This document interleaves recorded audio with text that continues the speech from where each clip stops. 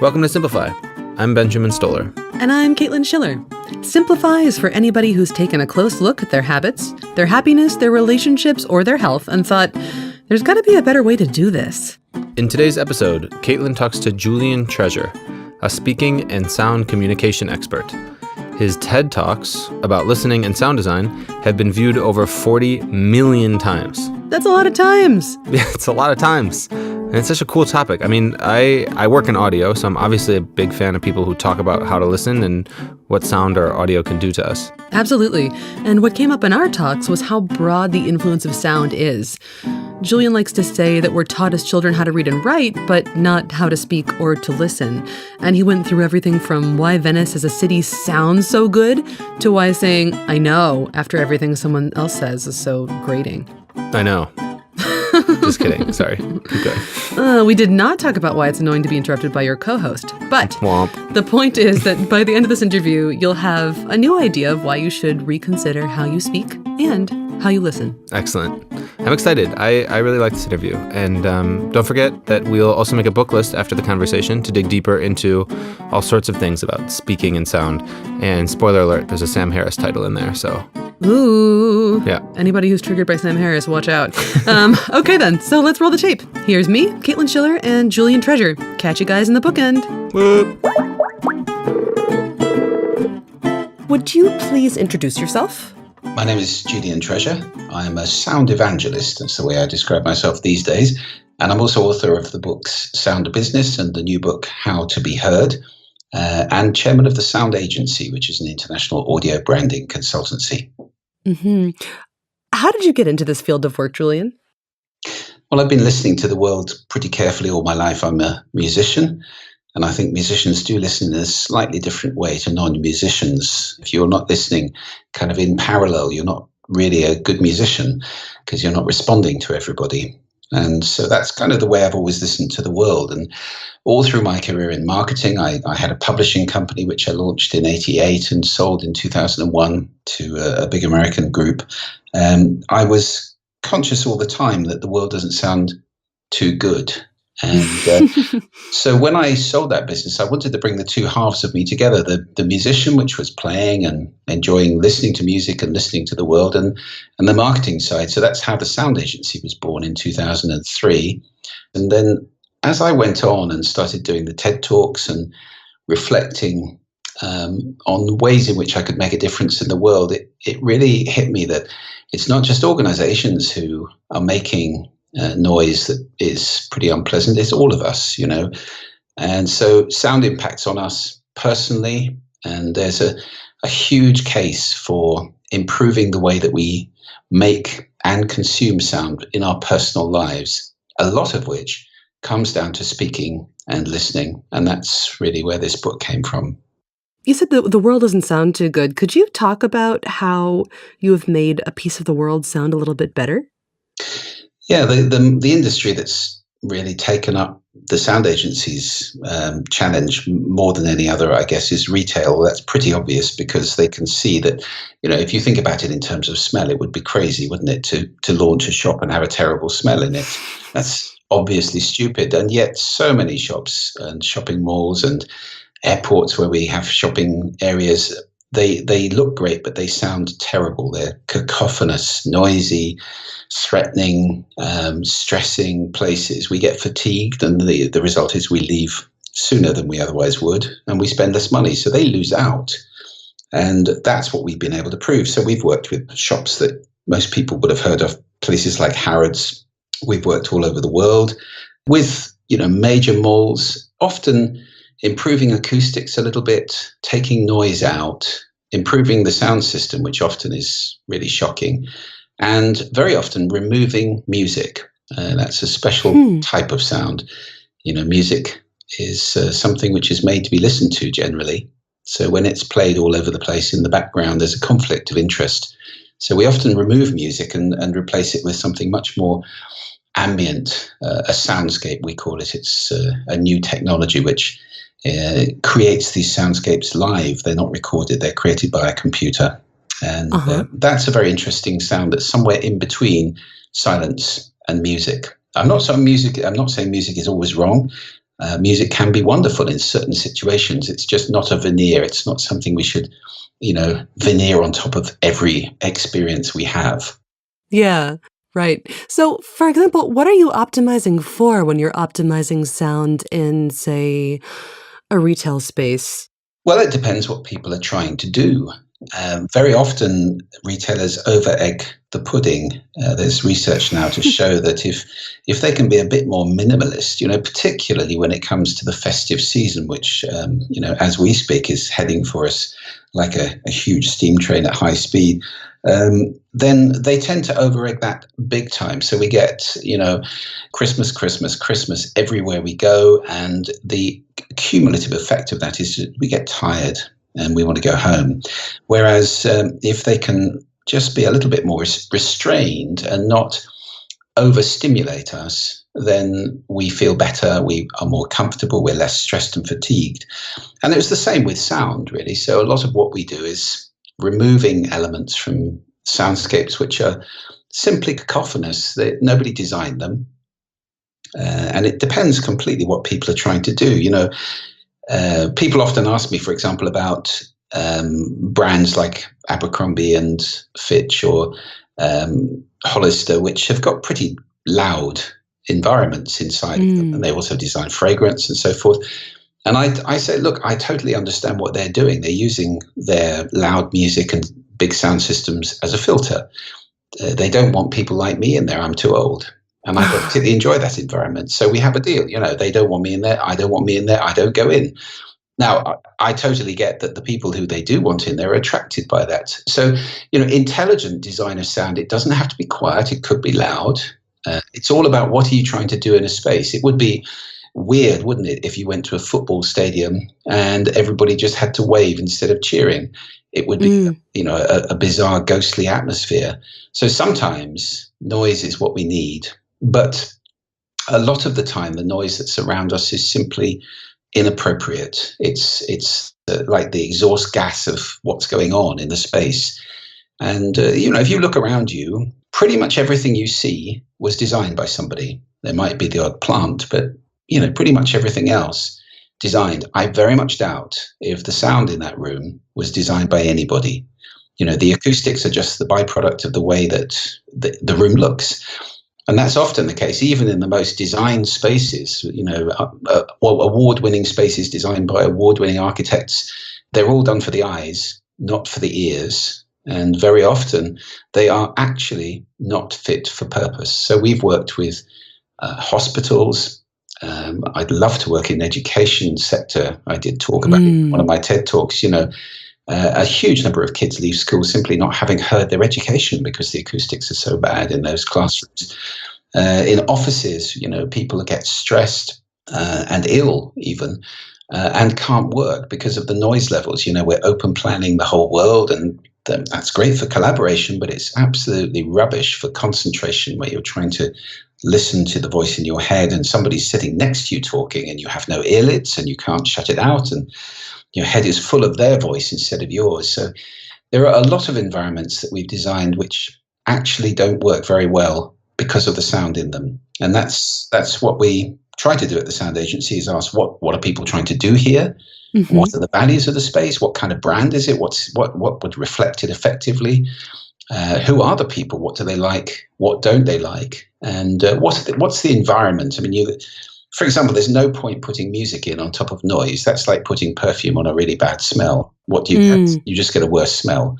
Mm-hmm. And it's the same with music. It's not an antidote to noise. You can't take a noisy cafe or a coffee shop, which sadly is so often the case, and then put music on top of that and think that's a pleasant environment. It's actually not. The music just becomes more noise if it's put on top of noise. So there are common mistakes we come across everywhere, and we try to reverse those and show people that it's not rocket science. Make a great sound, make a space that sounds lovely, and people are happier and they want to stay there for longer. Are there any natural sounds and natural spaces that you've come across that have been surprisingly pleasant? Yes, I think, I have been surprised in certain places. The center of Geneva, for example, which is a very busy modern city, is almost completely silent around the cathedral. And Huh. that really is surprising. And it's a lovely experience. My favorite city in the world is Venice. And it wasn't until I'd been there many times that I realized why it was my favorite city. There's no tire noise, there's no traffic noise. There's the noise of diesel engines on the canals, which is actually pretty pleasant. But it's an amazing relief from the noise that we have in the background so often in cities. Yeah. Yeah, I think that I used to live in Madrid before I moved here to Berlin, and one of the things that I treasure about living in Berlin is how quiet it is. The ambient stress here is so much less than what I experienced in Madrid because of sound pollution. Mm. Mm. Um, I wanted to switch, if we could, to speaking. And you deal in your new book, How to Be Heard, a lot with speaking.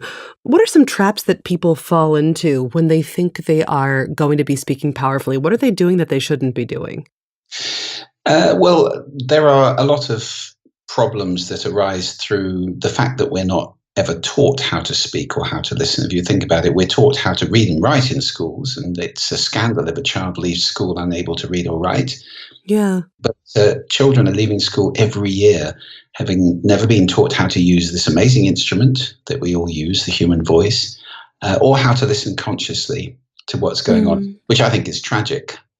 So mistakes, well, a lot of them come from fear.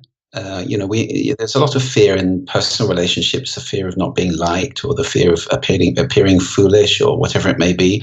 And human needs, like, for example, looking good, that tends to drive a lot of speaking, which is not particularly productive.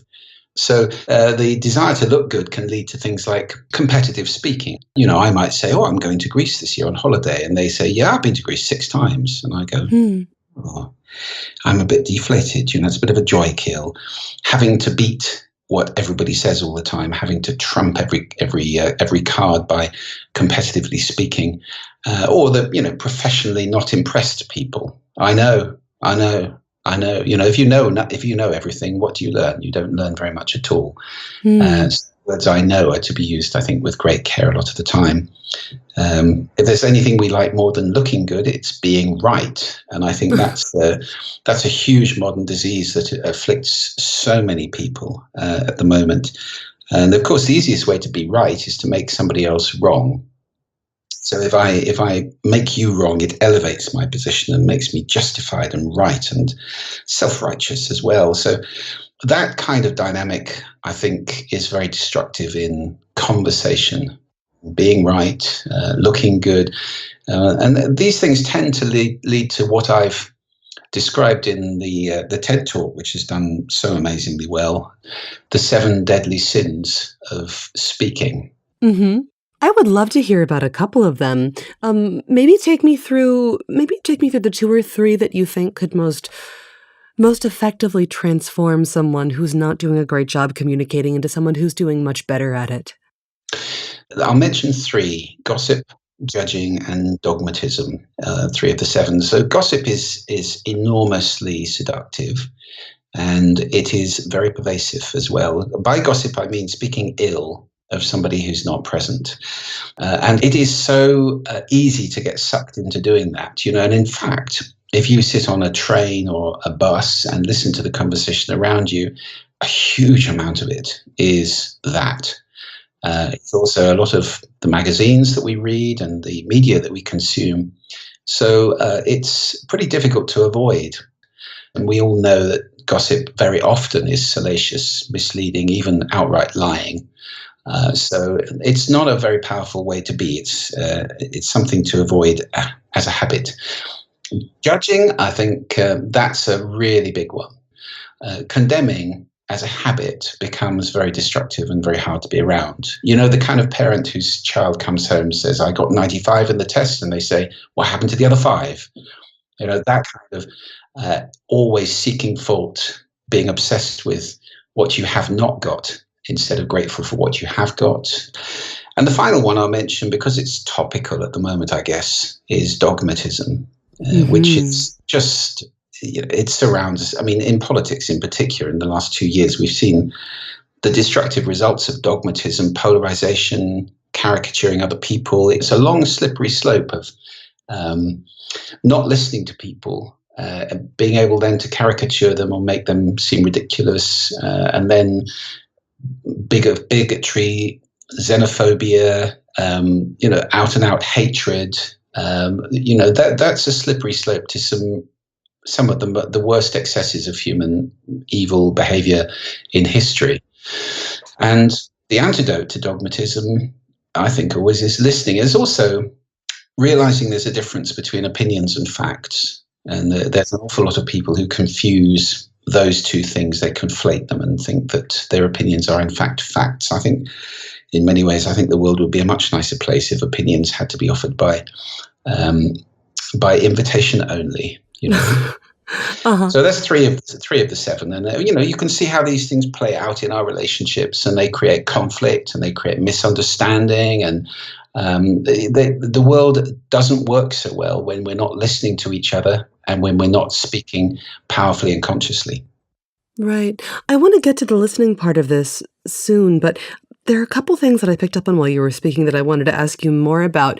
What struck me just now, and also when I cracked this book, it seems like what you're talking about in a lot of ways is ways of being. It's about character creation. What kind of person am I going to be?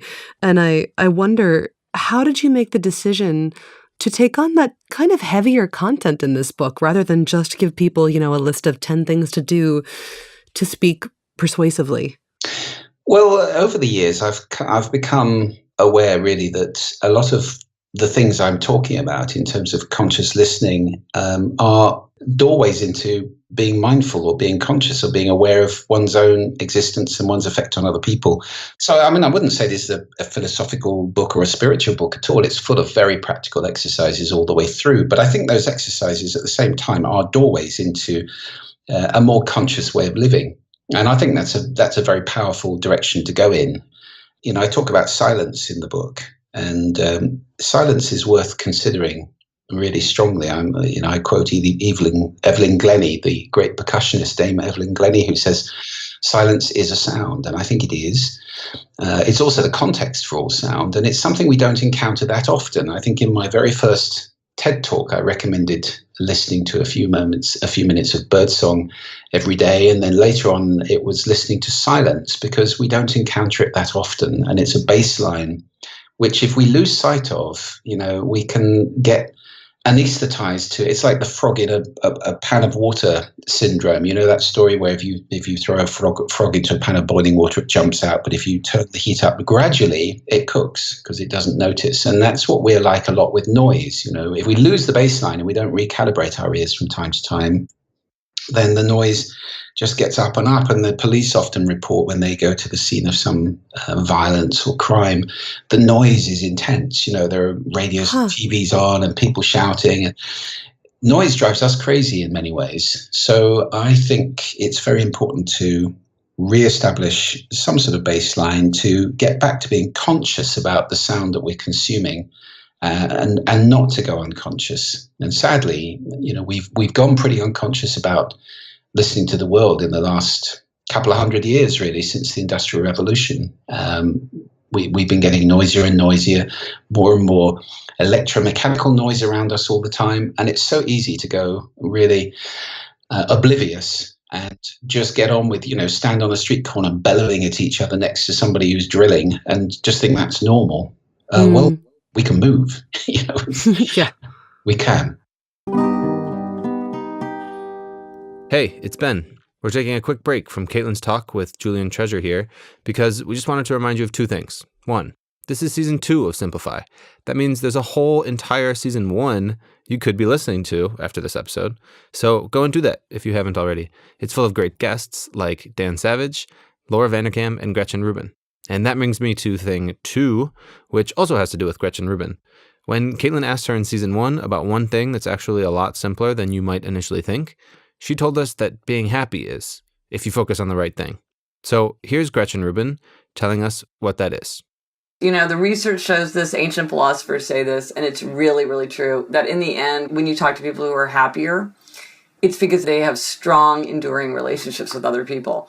And this is helpful to think about because in all of our lives, we've got so many claims on our time or energy or money, or, if you say to yourself, really, relationships are the thing that matter most. It's like, well, should you bother to go to your college reunion?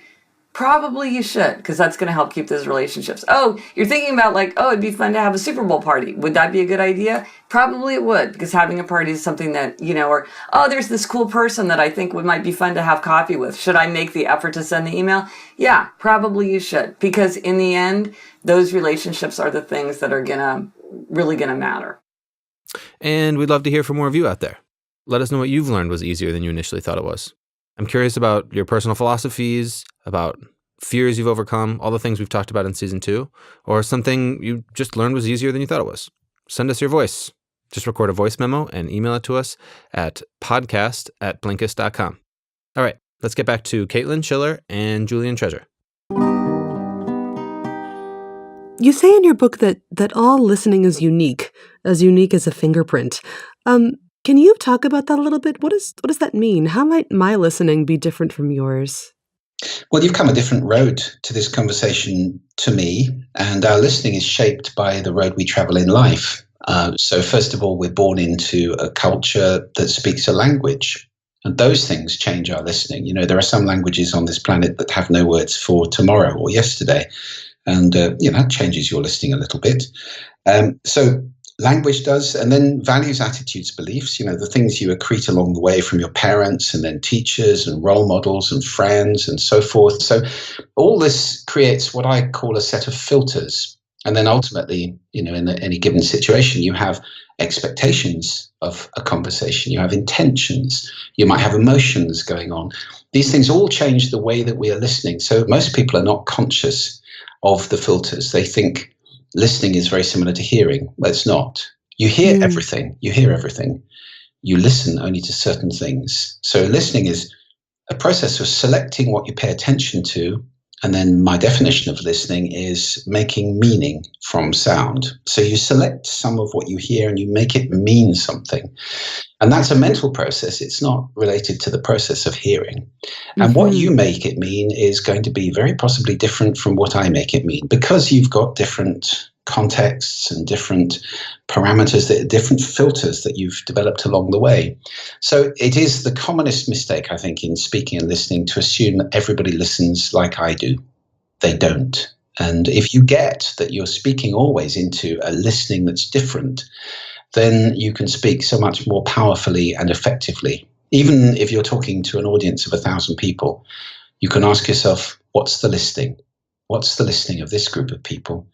And, I noticed this years ago when I was doing presentations in business day after day, and I could walk into a room and I knew immediately those two are going to be a problem. These guys over here, they're on my side. That's fine. It's I don't know what it is. It's nonverbal communication of some type. It may be micro expressions. It could be pheromones. Who knows what it is?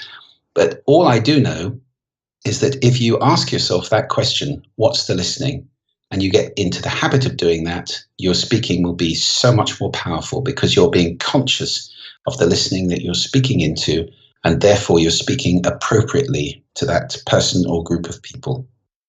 Are there questions? You said it was a lot about nonverbal communication, some sort of sense that you get for the group to whom you're addressing yourself. Are there any questions that you could, say, ask yourself to assess what kind of listening you're walking into? And without having communicated with these people yet, does that leave a lot of room to make dangerous assumptions about what you're going to get? Well, I don't think it's about making assumptions. I think it's about being open, not thinking. Actually, it's probably the opposite of making assumptions. Actually, not thinking that you know what's going on, but asking yourself continually, what's the listening? And that is the only simple question that you need to ask yourself. It's not so much, going through a checklist of how people look or how old they are or anything like that. Just simply, what's the listening? You will intuitively come up with the right answer, and you will intuitively speak more accurately just by asking that question. You can change. You might find that your first perceptions are amended as you go through listening to people talk and so forth. There's a process of building rapport, which we all do pretty naturally, mirroring postures and mirroring attitudes and pace of speech and things like that. You don't have to train in these things in order to start to get on with people. I mean, we as human beings, most human beings have an innate ability to do that. What I'm looking to do is to bring to the level of consciousness these processes, which for many people are very unconscious, and some people are better at them than others. They are practices. Listening is a skill, and it's a skill that can be practiced, and it's a skill that can be improved. What are a couple of things that people can be doing aside from just asking themselves what the listening is in the room? What can we do to become better listeners ourselves? What would you recommend to someone? Well, in conversation, there's an acronym that I mentioned in my third TED Talk, which I go into in much more detail in the book. The acronym for speaking is RASA, which was the Sanskrit word for juice. And in this context, it's an acronym that stands for receive, appreciate, summarize, ask. And many people have said to me over the years that this has been very, very useful to them in conversation. It works for listening. It also works, if you think about it in terms of speaking or the whole conversation. So receive is paying attention to the person who's speaking. That sounds obvious, but it's amazing how much time we spend partially listening. I honestly think there are billions of people on this planet, billions, who have never had the experience of being listened to fully and properly. I totally agree with Scott Peck, who says it is impossible to listen to somebody and do anything else at the same time. Listening is 100% of your attention being focused on the other person. That means looking at them, not looking at your phone or screen or device or anything else that you're doing. And it means also a little bit of body language. It might be leaning forward. It might be paying attention, pointing at them, not pointing away. The frustration of speaking to somebody who's turned away from you, that body language is very important. So receive. The A is appreciate, which is little noises that oil conversation. Oh, really? Those little noises, they're very important too. And then the S is summarize, and that's the word so. Going back to the person. So what you're saying is this. And very important if you're in a meeting, by the way. If you're in a meeting without a so person, it can be a very, very long meeting. Nobody's saying, so we've all agreed this, now we can put it aside and move on to that. And if that doesn't happen, it can be a circular meeting. And then the final A is ask, is questions. Questions at the beginning, questions at the end, questions all the way through. Just show you're paying attention and you're getting what's being sent to you. So RASA is very powerful. Yeah, thank you. You said earlier that it's really unfortunate that people were educated to read and write, but we're not educated to speak and listen. And we can leave our education without ever having been trained to use the instrument that is the human voice. And in one of your TED Talks, you have this really great section where you talk about powerful vocal techniques, prosody, timbre. Could you talk about those elements just a little bit? Yes, of course. And it is what you say, which we've done a lot of talking about, but it's also the way that you say it.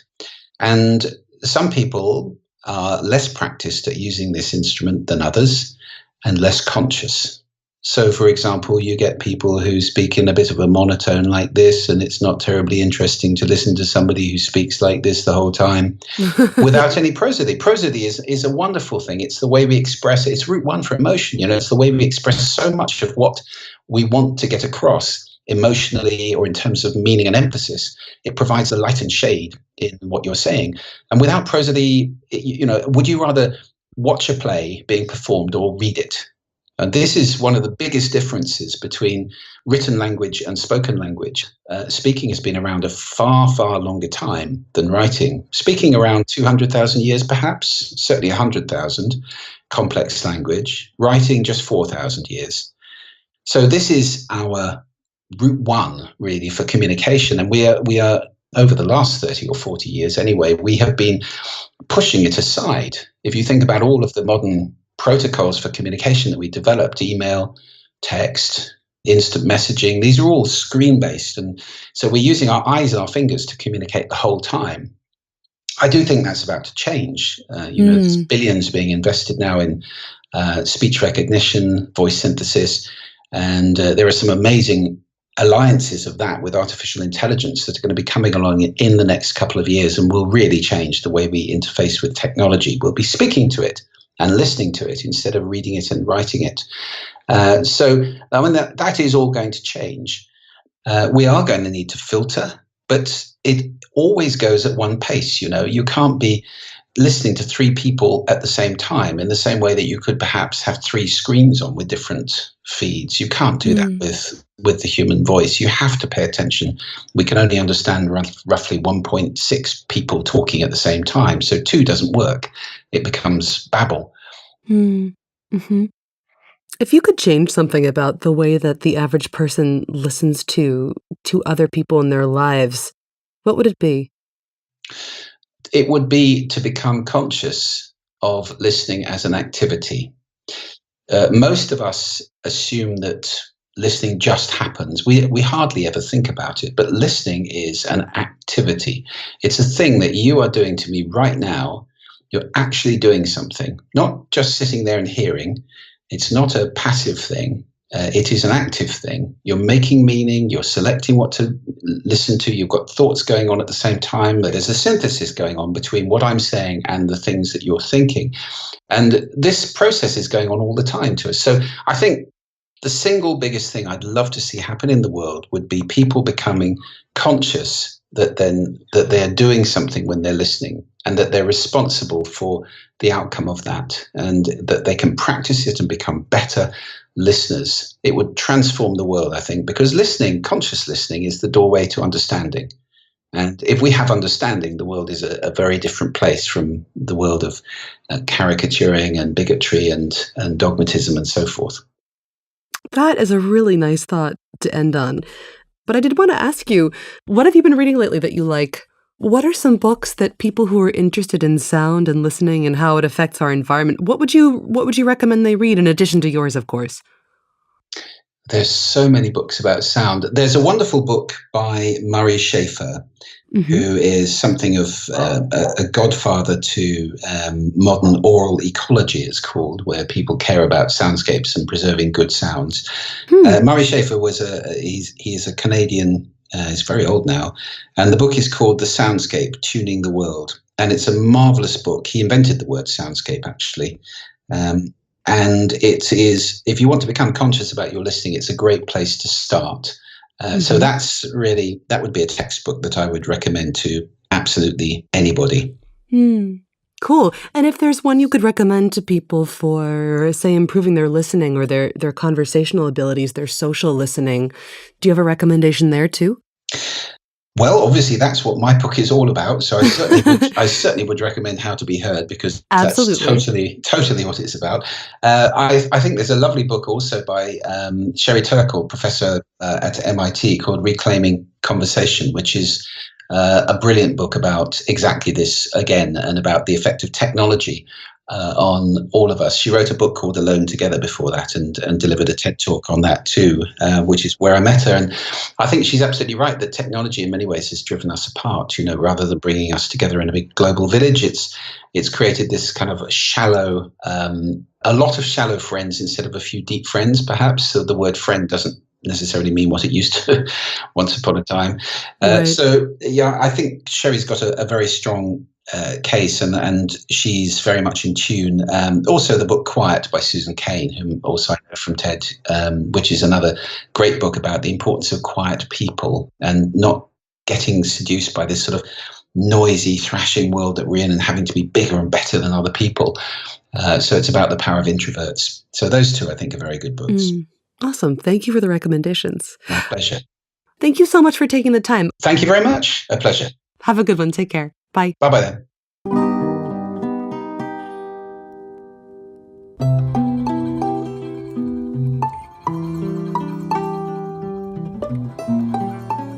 Welcome to the bookend, where we end with books. Woohoo!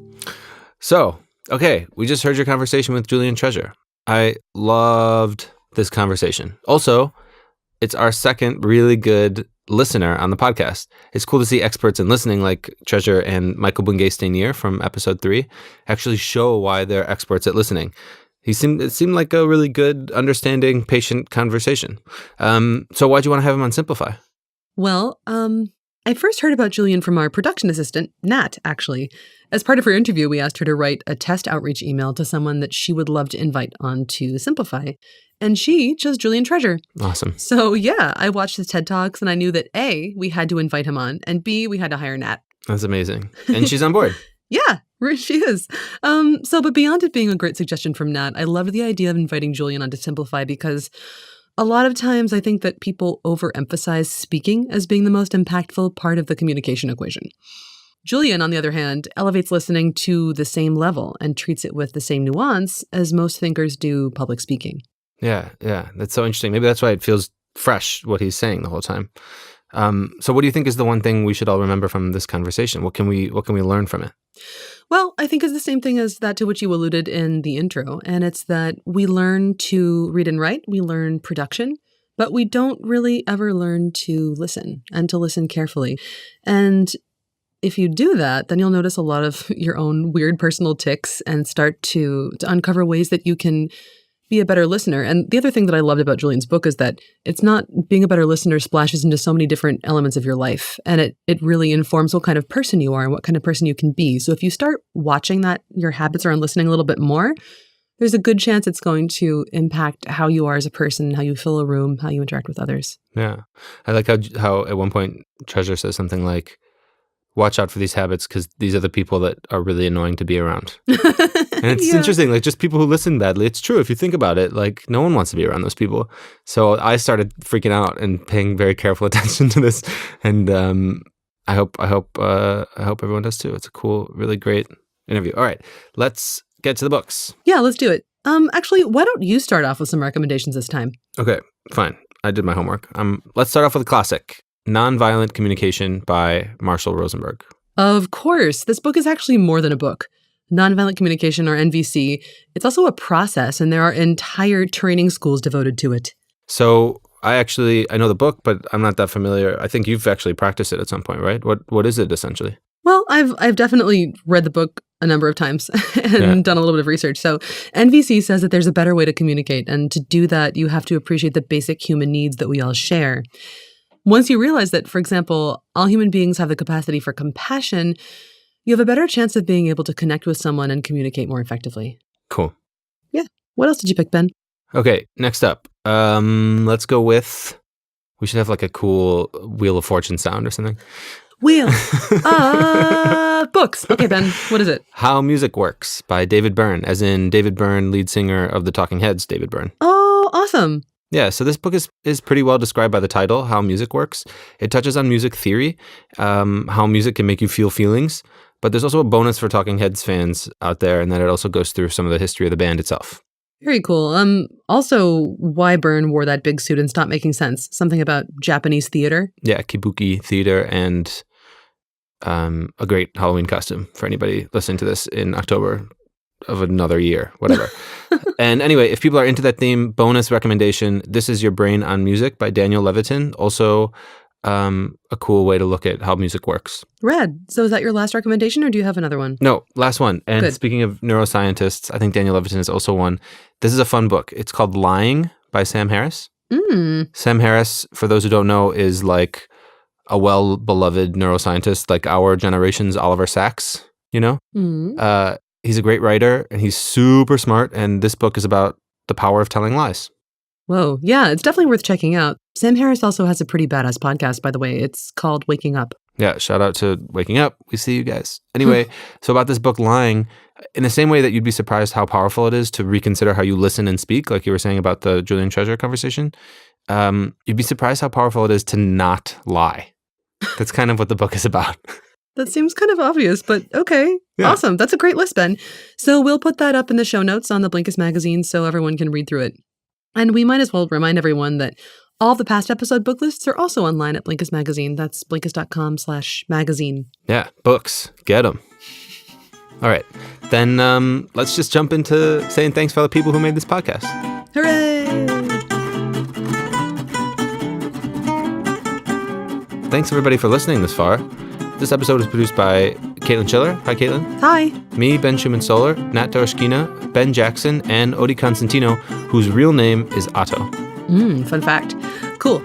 So if you enjoyed this episode or feel that you learned something interesting or cool, could you do us a favor and share it?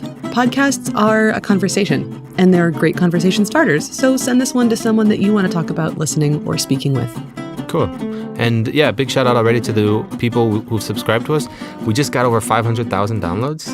That's pretty nice. Oh, yeah. And I mean, we didn't really market it to 500,000 people, so there's some word of mouth going on. So thanks to the people who subscribed at Apple Podcasts, Overcast, Stitcher, Pocket Cast, wherever you listen. And if you wouldn't mind, give us some stars, give us some thumbs, leave us a review. Haven't had new fun reviews in a while. Could you guys do that? Give us some new reviews. I mean, hate mail's fine too. I'd rather it not be that, but we're always interested in your feedback. Yeah, and it helps. So thanks. It does. All right, so we're also on Twitter. I'm at Caitlin Schiller, and you're? At Besto, B-S-T-O. Great. Cool. So Simplify is made by the same people who make Blinkist. Blinkist, if you don't already know about this, which you probably do by now, is a learning app that takes the insights from the world's leading nonfiction books and condenses them into 15-minute reads or listens. Yeah, and if you want to try it out, check out the work that Caitlin and I do here at Blinkist. We made another voucher code for this episode, so you can get 14 days free of Blinkist if you go to Blinkist.com/friends and type in the voucher code LISTEN. Cool. And one last thing. Thanks so much for sending in your voice memos about the answer to the question, what have you learned was much easier than you thought it was, or simpler than you thought it was? If you haven't done it yet, please do. Record a voice memo and email it to me and Ben at podcast@Blinkist.com. It can just be, 30 seconds. It can be as trivial as pickles. It can be as deep as, I don't know, how to be happy with your spouse, with your life, with yourself, with your body. It can be what you want it to be. We love to hear from you. So yeah, reach out. Cool. All right, then we'll be back next week with the 6th episode of the season of Simplify. In the meantime, be good. This is Ben. And me. Hey, Caitlin. Bye. Hi, Ben. Hi, Ben. Bye, Ben. Bye. Bye.